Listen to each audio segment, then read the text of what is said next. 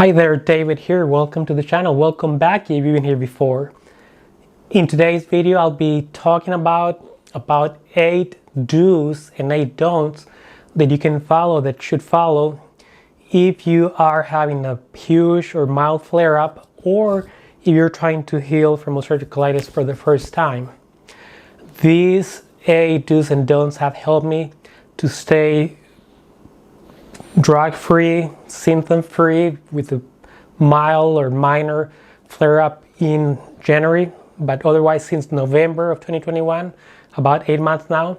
All these advices or all these points that I'm going to go through have helped me with staying away from hospitals, drugs, and obviously symptom-free for the most part.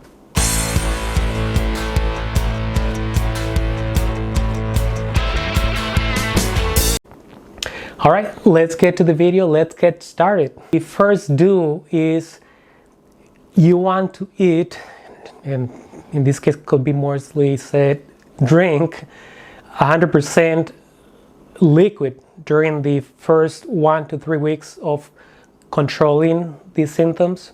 Okay, at this point, your stomach, either you have a lot of diarrhea, possibly bleeding, your whole digestive system is very delicate, so liquid is going to be the way to go with broths, protein shakes, almost no solid food unless you can eat something soft like bananas and certain fruits. Having said that, the first don't is quite the opposite.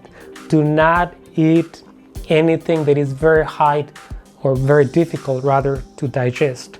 I'm thinking especially like red meat, right? I would stay away from steaks at this point, right? But also from nuts, which are very dry and hard to digest, and possibly also raw vegetables. There's a lot more, but I'm just briefly mentioning for you guys to have an idea, okay? Now, the second do is to sleep at least 6.5 hours, okay? Sleep is not often considered important because we're in a culture of productivity and working hard and, you know, all these things, competitive, environment, which is not bad per se, but it is bad if you start sleeping less than 6.5 hours. So do sleep 6.5 hours or more, can be more, so you would recover, you would relax, you would let your digestive system and your whole immune system recover overnight and be prepared to continue with your healing process.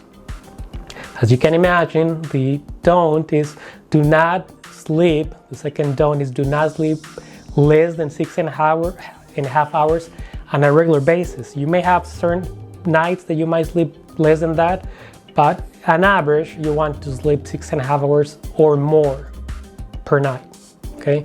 That would help you with your healing process.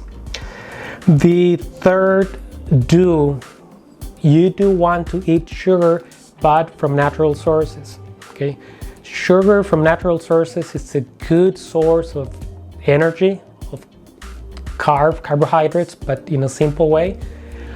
Natural sources, I'm thinking about raw honey or fruits, okay? And you're gonna get not just the sugar boost in a good way without that spike and then dropping, but you'll get vitamins and minerals. So do take sugar, but from natural sources. Now, the third don't, as you can imagine, it's quite the opposite. Do not take refined sugar, okay? Think of the powder, obviously, that you add to your tea, your coffee, and also it gets added to soft drinks, to sodas, right? Sugar, especially refined sugar, is probably the worst source for your good bacteria. It would feed the bad bacteria. It's like putting gas on a fire. So do not take refined sugar during this stage, and in the future, if you can avoid it completely, you'll be better off. You'll be a lot healthier, okay? The fourth do is to drink or eat plenty of probiotics. The same way the sleep helps your immune system, probiotics help you with increasing your good bacteria, okay? If you can tolerate things like sauerkraut or fermented vegetables, I know that I mentioned do not take raw vegetables, but once they're fermented, they're a lot softer, or you can just peel them off if you can tolerate, or just drink the water that comes in the fermented jars, the fermented vegetable jars. Kimchi is good, but it's a little spicy. But you can take also pills. I was taking pills for probiotics as supplements, or plant-based milk that also come with probiotics. Okay. The fourth don't, it's kind of the opposite, but in this case I'm referring to not taking or not eating highly processed foods. Think of white meats like sausage, ham, bacon. Those things have a lot of preservatives, a lot of conservatives, additives, water also, just to keep them with certain freshness. It's good for the product, but not necessarily good for you. So do stay away from anything that is highly processed, including packaged foods. It's not good for your healing process. Okay. The fifth do is to stick to your protocol, whatever you have chosen. In my case was the cabbage juice protocol that I followed for 1 week until I healed. There's many others, like some people go vegan, some people go into a high carb diet, whatever works for you. For me, it was the cabbage juice protocol. So stick to the protocol while you go through all these additional diet and sleep and so forth of the do's for the list that I'm covering today. And the opposite, even though it's not talking about the protocol, but do not eat or drink foods or drinks obviously that irritate your stomach, your digestive system, right? Especially alcohol from all sources, vinegar. Some people like to add vinegar to their salads. Okay, so stay away from that. And also tomatoes. Tomatoes have citric acid, which is useful, but it's irritant when you are going through the process of healing your colon. So stay away from that for now, for the first 3 weeks, 2 or 3 weeks, depending on your what plan you follow. The sixth do is to stay hydrated from sources other than water. So do take fruit and electrolytes if you have to, okay? Because you want to get minerals and vitamins, not just water. So feeling thirsty, it's just one sign, but you want to make sure you are hydrated fully, not just taking away your thirstiness and your dryness in your mouth, okay? As you can imagine, the sixth point would be to don't overdrink water, because water by itself is just gonna make you pee a lot, and you might be losing some, I'm thinking minerals, not necessarily vitamins, so don't overdrink water to stay hydrated. All right, the seventh point is to eat or drink foods that don't cause allergies. Unfortunately, I cannot give you a list because that's very personal, but if you can keep a journal, I use my FitnessPal. I can track if anything gives me an allergy, then I'll keep it away from my diet until, if I had a minor flare-up, eventually I'll be able to eat that if I really want to, okay?